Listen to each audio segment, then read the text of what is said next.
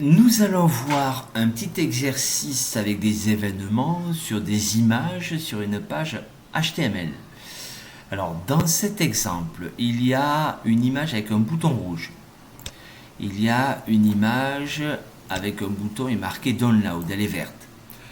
Et ce que l'on veut, on veut afficher le nombre de clics que l'on aura effectué sur le bouton Download lorsque l'on clique sur le bouton rouge. Donc je clique X fois sur le bouton Download et lorsque je clique sur le bouton rouge, j'affiche le nombre de clics.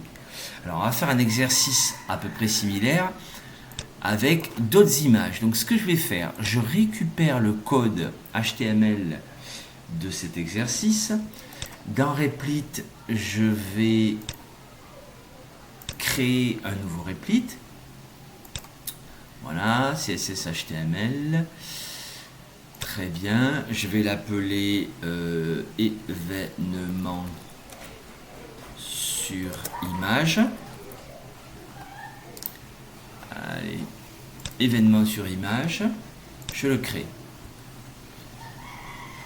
Je colle mon code HTML sur le code HTML existant de cette page.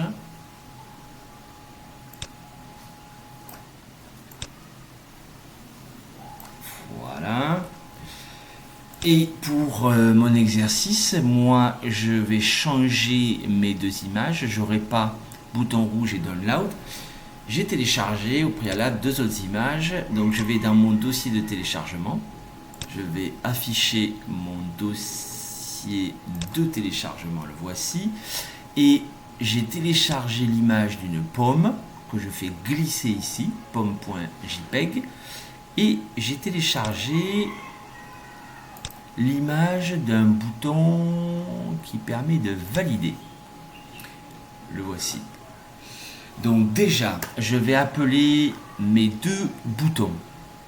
Donc sur mon bouton pomme, donc je remplace le nom pomme.jpeg. J'espère que je pourrai afficher du JPEG et ensuite valider .jpeg. Donc on va voir si le format JPEG est correct, autrement c'est pas grave, on le modifiera. JPEG.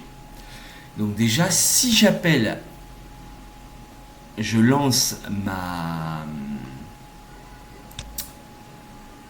page HTML, je vois que j'ai une énorme pomme. Alors bien sûr, je vais la réduire.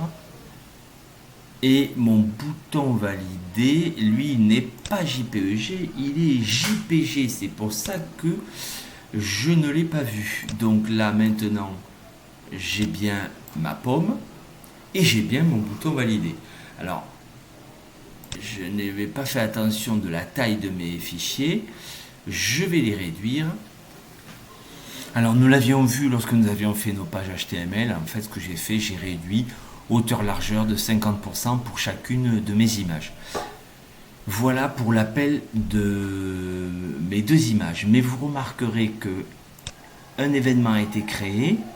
Donc, on clique sur mon image pomme et avec l'appel d'une fonction. Donc, la fonction l'appelle comme on veut.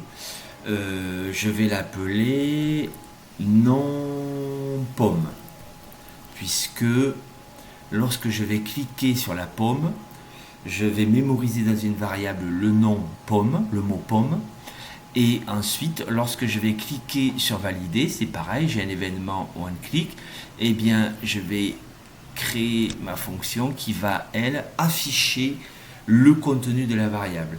Donc j'ai appelé ma fonction non pomme et sur mon image validée, je vais l'appeler affiche pomme. Voilà. Donc comme j'ai des événements qui appellent une fonction, j'ai deux possibilités, comme j'avais dit dans la vidéo précédente. Je peux soit écrire ma fonction dans script, mes fonctions dans script.js, soit écrire directement mon code entamé de script. Donc c'est ce que nous allons faire dans un premier temps ici. Donc j'aurai besoin d'une variable. Donc ici, initialiser la variable. Alors je vais l'appeler x. Donc ici, var x égale 0. J'oublie pas mon point virgule. Et maintenant, je vais faire ma fonction. Après avoir initialisé la variable x, je vais donc écrire la première fonction.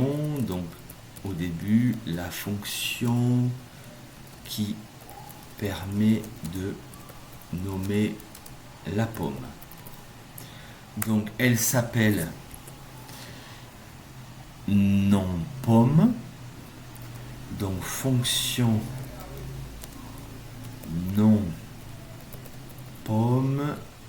mes parenthèses, j'ouvre mon accolade et on est d'accord ici, j'affecte à la variable x le mot pomme. Ensuite, j'ai la fonction qui affiche le mot pomme, la fonction qui affiche le contenu de x. Donc là c'est pareil, je peux appuyer, vous voyez, j'ai mis les deux premières lettres, j'appuie sur la tabulation, j'ai ce qu'on appelle l'autocomplétion. Et cette deuxième fonction s'appelle affiche pomme. Et j'ouvre mon accolade et affiche pomme, elle va faire quoi? Alerte, pour afficher dans une boîte, je vais afficher le contenu de la variable x.